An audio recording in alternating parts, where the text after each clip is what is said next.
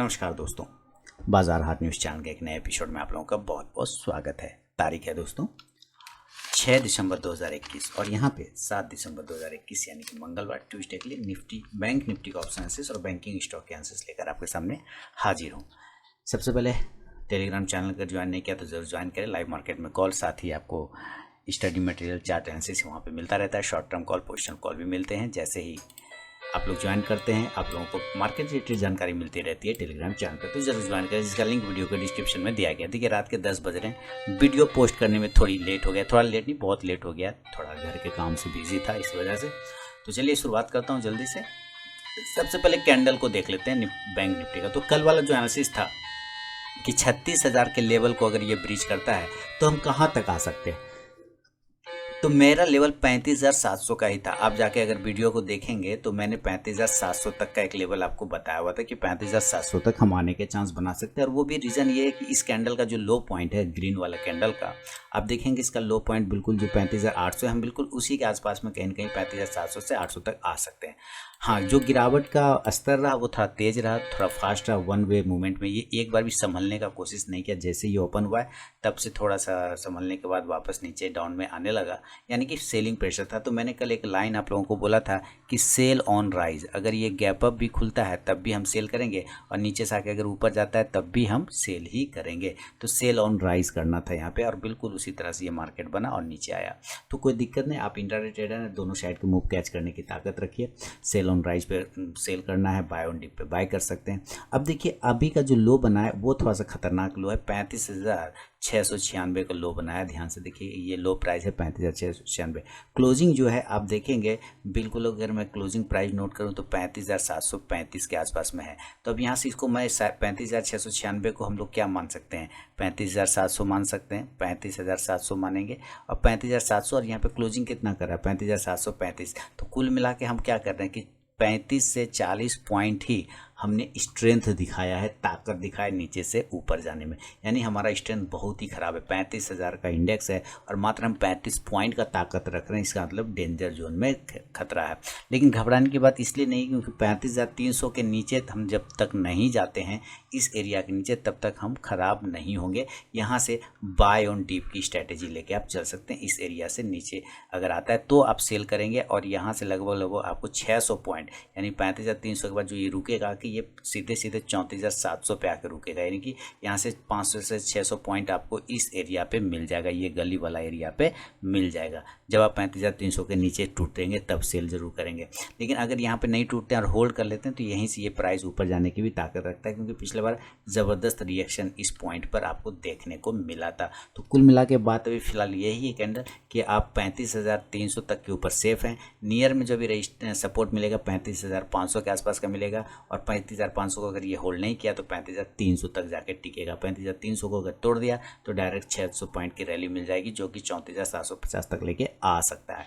ऊपर जाने के लिए अब जो है 36,000 का राउंड नंबर का जो लेवल है वही हमारे लिए इंपॉर्टेंस रेजिस्टेंस एरिया बन चुका है। तो हम देखते हैं ऑप्शन चेन का डेटा क्या बता रहा है। चलते हैं ऑप्शन चेन के पास, और ऑप्शन चेन में हम लोग क्या देख रहे हैं कि पुट कॉल रेशियो तो अभी भी बिल्कुल सही है, कहीं ख़राब नहीं है। लेकिन हमारा जो कॉल राइटर है, हम लोग 35,595 35,735 के आसपास क्लोज किए, यानी कि 35,700 के पास एट द मनी बैठे हैं कहीं हम यहाँ पे 35,800 के पास में ना। तो 35,800 के एरिया पर हम एट द मनी होंगे। अब हम यहाँ पे देखिए रेजिस्टेंस अगर देखते हैं और इधर सपोर्ट देखेंगे, क्योंकि इधर पुट है, तो यहाँ 35,800 पे मुकाबला 3,20,500 का कॉल राइटर बैठा हुआ है। 3,20,500 का कॉल राइटर। मैंने कल भी आपको ऑप्शन चेन एनालिसिस में बताया था कि हम रेजिस्टेंस ही देख पा रहे हैं, क्योंकि वहाँ पे सारे पुट बायर हैं। अगर पुट बायर हैं तो इसका मतलब है कि वो कॉल राइटर का सपोर्ट कर रहे हैं। तो 3,20,500 का कॉल राइटिंग है 35,800 पर, और पुट बायर जो है आप यहाँ पे देख रहे हैं 5,08,050 है। कुल मिला के ये कह रहे हैं कि ये इसी को रेजिस्टेंस को सपोर्ट कर रहा है, कॉल राइटर को सपोर्ट कर रहा है, क्योंकि पुट बायर क्या होता है, कॉल राइटर का सपोर्टर होता है।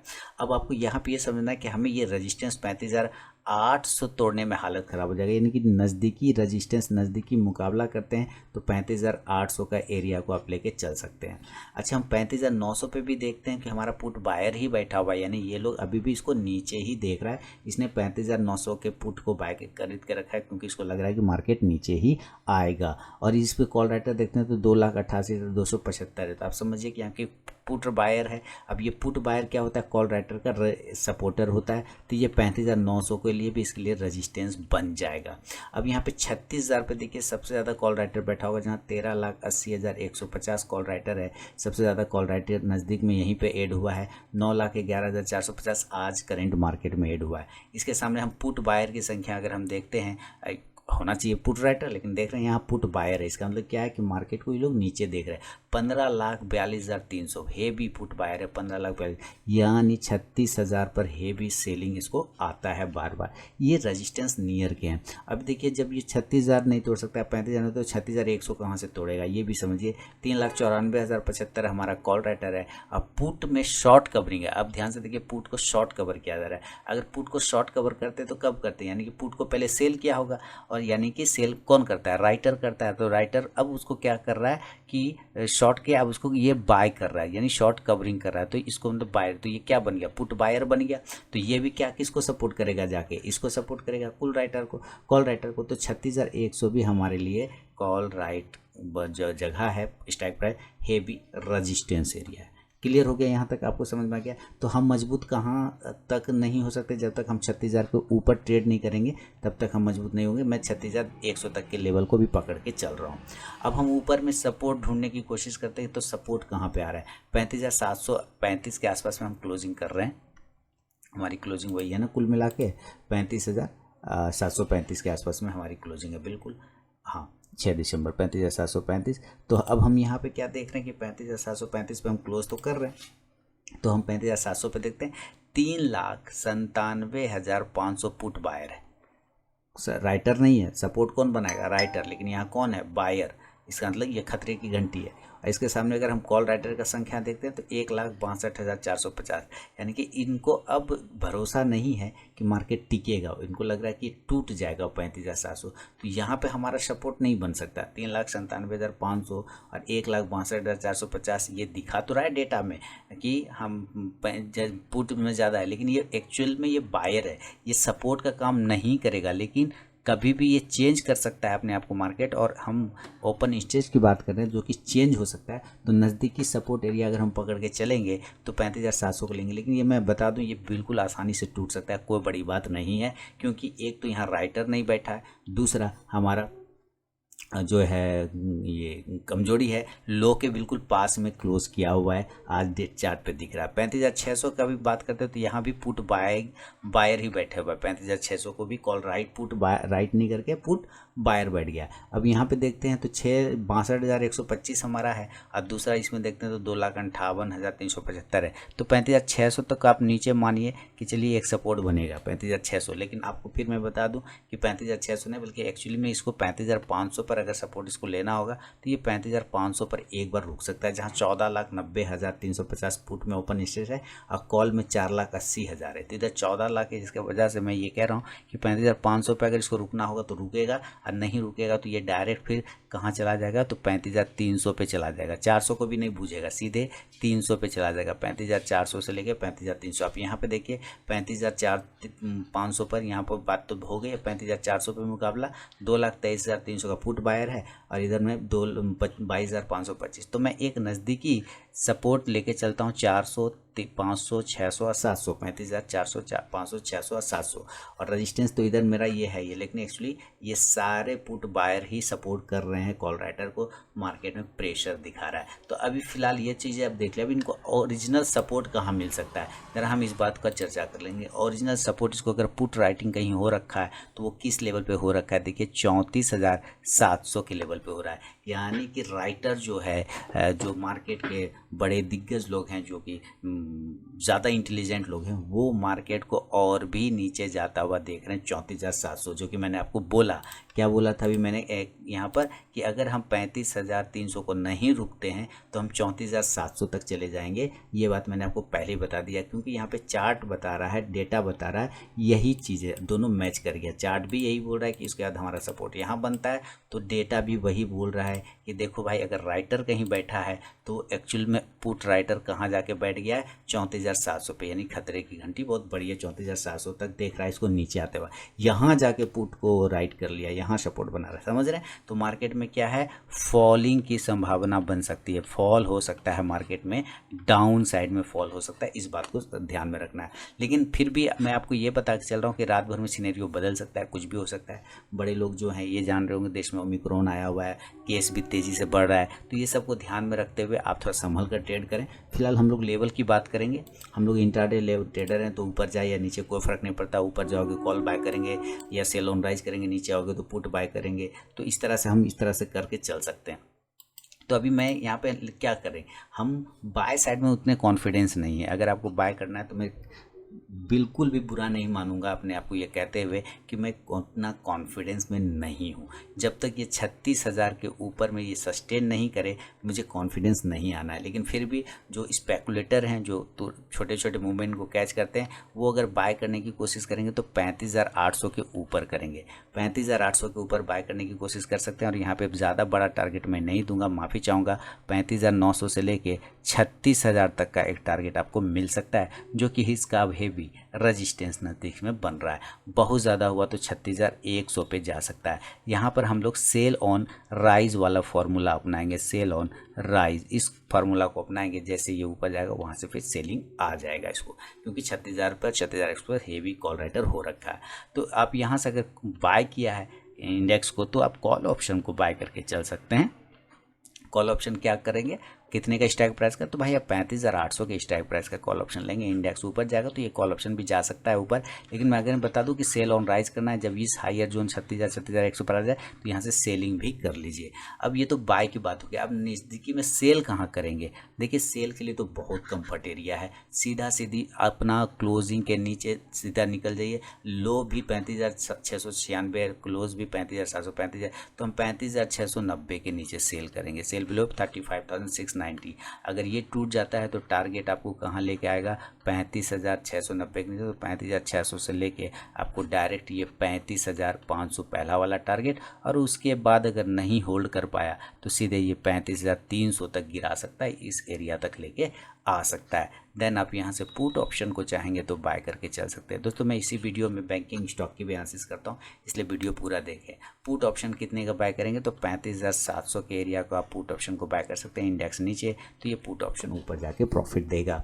अब बात है कि ये तो नॉर्मल कंडीशन हुआ, गैप अप खुलता है तो देखिए चांसेस तो नहीं है गैप अप, है ना, क्योंकि अभी मैं 1 मिनट, रात 10 बज रहे हैं, तो मैं एक बार देख लेता हूँ कि डाउ का क्या मामला चल रहा है। तो फिर थोड़ा सा भी मूवमेंट, देखिए डाउ तो आज ग्रीन में ही था, जहाँ तक हम लोग देख रहे हैं। हम लोग गिरे हैं तो अपने कारण से गिरे हैं, क्योंकि यहाँ पे थोड़ा केसेस वगैरह बढ़ गया है। डाउ तो अभी भी ठीक है, 620 पॉइंट ऊपर दिखा रहा है डाउ, तो डाउ में कोई ख़राबी नहीं है, डाउ बिल्कुल सही है। तो एक चांस लिया जा सकता है, गैप अप अगर खुलता है तो ये 36,000 के आसपास में खुल सकता है, और 36,100 पर आके ये खुल सकता है। क्लियर है ना। देखें एक बार SGX निफ्टी हम लोग देखेंगे, अभी ग्लोबल मार्केट देखेंगे, 36,100 के आसपास खुलता है तो बिल्कुल हम लोग यहाँ पे सेल करेंगे, क्योंकि सेल ऑन राइज का मार्केट है। और टारगेट अगर यहाँ पे हमें लेना होगा तो 35,900 से लेके 35,700 तक का एक टारगेट आपको मिल सकता है। देन आप यहाँ से पुट ऑप्शन को बाय करने की कोशिश करेंगे। और कौन सा पुट ऑप्शन रहेगा, तो पुट ऑप्शन रहेगा कितने का, 36,000 का पुट ऑप्शन आप बाय करके चल सकते हैं। स्ट्राइक प्राइस 36,000 का स्ट्राइक प्राइस आप बाय करके चल सकते हैं। इंडेक्स नीचे तो ये पुट ऑप्शन ऊपर जाएगा। अब देखिए अगर ये गैप अप नहीं खुल के गैप डाउन खुल गया, संभावना कुछ भी हो सकता है, गैप डाउन खुलने में ज़्यादा देरी भी नहीं लगाएगा, तो या तो ये 35,500 पर ओपन होगा, जहाँ से अभी 200 पॉइंट ऊपर है, या तो ये 35,400 के आसपास ओपन होगा, या 35,300 के ऊपर ओपन होगा। देखिए ये तीनों ही एरिया आपको कोशिश करना है कि जितना नज़दीक 35,300 400 के आसपास में बाय करें वो ज़्यादा बेहतर है। 35,300 के नीचे हेवी सेलिंग आएगा, 35,300 के नीचे हेवी सेलिंग आएगा, ठीक है। तो इसके नीचे तो हमें सेल ही करना है, यानी कि पुट को ही बाय करना है। जब तक 35,350 से 400 के ऊपर हम लोग, ठीक है, हम लोग बाय करेंगे। इस गैप डाउन स्थिति में टारगेट 35,600 से लेके 35,800 तक का एक टारगेट देखने को आपको मिल सकता है। तो इस हिसाब से आप पुट ऑप्शन को भी बाय करके चल सकते हैं। 35,500 के स्ट्राइक प्राइस का 35,500 के स्ट्राइक प्राइस का पुट ऑप्शन, इंडेक्स ऊपर तो पुट ऑप्शन भी ऊपर जाएगा। और जैसे ही ये 35,300 के एरिया को ब्रेक करे, सेल मारिए, यहाँ से सीधे 34,700 750 तक के टारगेट दिखा देगा बैंक निफ्टी। तो ये है टोटल व्यू दोस्तों। इंडिकेटर मैंने कल भी बोला था कि अभी इंडिकेटर में मुझे कोई स्ट्रेंथ नहीं दिख रहा है, इसलिए अभी मेरा व्यू इस पर बिल्कुल निगेटिव होगा और आज भी वही है फिलहाल। अब चलते हैं, हाँ चूँकि पीसीआर वैल्यू ओवरशोल्ड है तो वो आपको एक कंफर्ट दे सकता है बाय के लिए। 15 मिनट के चार्ट में तो हमेशा कहता हूँ 15 मिनट के चार्ट को फॉलो करें, आपको बहुत ही बेहतरीन रिजल्ट बना के देगा। 15 मिनट के चार्ट पे क्या किया इसने, देखिए यहाँ से ये पहला ओपन हुआ और ओपन होने के बाद ये ऊपर गया, लेकिन सेल ऑन राइज, यही कहा जैसे ऊपर जाए राइज करे सेल कर दीजिए, राइज करे सेल कर दीजिए। देखा जितनी बार राइज किया उतनी बार सेल किया तो आपने ज़रूर प्रॉफिट यहाँ पे अच्छा बनाया।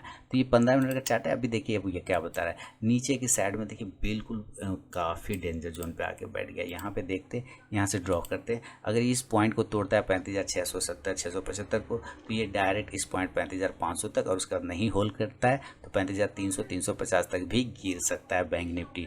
ऊपर जाने के लिए ऊपर इस एरिया को ब्रेक करना होगा, कम से कम 36,000 के एरिया को, तब जाके थोड़ा कंफर्ट जोन में हम लोग पहुंच सकते हैं। तो दोस्तों ये है पूरा बैंक निफ्टी का ऑप्शन। यहाँ से चलेंगे अब जरा बैंकिंग स्टॉक की तरफ कि कौन सा बैंकिंग स्टॉक किस लेवल पे खड़ा है।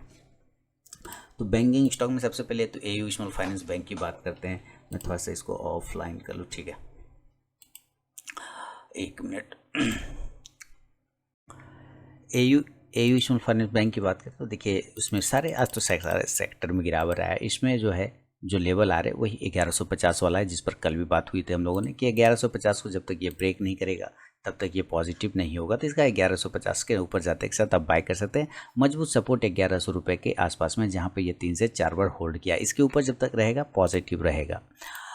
एक्सिस बैंक की बात करें तो एक्सिस बैंक 680 690 एक छोटा सा हर्डल है, ये ब्रेक करेगा तो 700 710, और नीचे एक सपोर्ट है 660 का, ब्रेक करेगा तो 640 के टारगेट बनेंगे।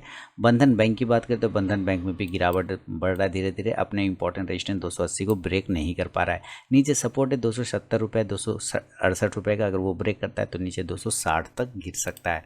बैंक ऑफ बड़ौदा 90 के ऊपर जाने के बाद 92 94 और 95 के टारगेट, नीचे सेल की तरफ में 86 को ब्रेक करेगा तो 84 का टारगेट। बैंक ऑफ इंडिया अभी छोड़ देते हैं वापस। मैंने एक बार पिछले बार भी कहा था कि इसको एक बार इस लेवल तक ये आ जाए तो थोड़ा कंफर्ट हो जाएगा, क्योंकि यहीं से ये बाउंस करता है, तो मुझे एक लेवल चाहिए यहाँ पर। अगर आ जाता है तो अच्छी बात है, नहीं तो भी छोड़ के चलेंगे इसको। कैनरा बैंक सपोर्ट एरिया 200 को ब्रेक करेगा तो 195 का टारगेट देगा। फेडरल बैंक में पोजीशन तब तक नहीं बनेगा जब तक 90 के ऊपर नहीं निकले। 90 के ऊपर निकलेगा तो 92 से 94 के टारगेट, नीचे 86 को ब्रेक करेगा तो 82 का टारगेट। HDFC बैंक 1540 के ऊपर निकलने के बाद 1560 से 80 का टारगेट। फिलहाल एक इम्पॉर्टेंट 10 लाइन के सपोर्ट है, जहां से इसको बाउंस आना चाहिए। मे भी अगर नहीं आया तो 1495 के नीचे गिरने पर ये 1480 तक आ सकता है। ICICI बैंक बहुत ही क्रूशियल लेवल 705 को ब्रेक करेगा तो 700 690 तक का target. IDFC first bank buy on dip करके चल सकते हैं, लॉन्ग टर्म के लिए पोर्टफोलियो स्टॉक है, शॉर्ट टर्म इंट्राडे बिल्कुल भी नहीं। इंडियन बैंक ऊपर की तरफ में 148 के ऊपर जाएगा तो 150 से 52 के टारगेट। इंडसइंड बैंक की बात करते हैं 950 के ऊपर जाने के बाद इंडसइंड बैंक में मूवमेंट आ सकता है 1000 के टारगेट के, लेकिन नीचे भी गिर सकता है। अगर ये 912-13 को ब्रेक करता है तो नीचे का जो टारगेट है 890 तक खुलेगा। कोटक महिंद्रा बैंक कमज़ोर हो गया, देखिए चार्ट पे तो कमज़ोर हो चुका है, नीचे का एक टारगेट खोल दिया इसने 1850 तक। मुझे लगता है ये 1850 तक कल आते हुए आपको दिख सकता है कोटक महिंद्रा बैंक। ऊपर जाने के लिए 1910 को ब्रेक करना होगा, देन 1930 का target. PNB buy on dip करके चल सकते हैं, 39 को ऊपर 40-42 के टारगेट हो सकता है। लॉन्ग टर्म का स्टॉक है, इसको बाय ऑन डीप करके चलेंगे। RBL बैंक 200 के ऊपर जाने के बाद मूवमेंट करेगा, अभी अवॉइड करके चलेंगे।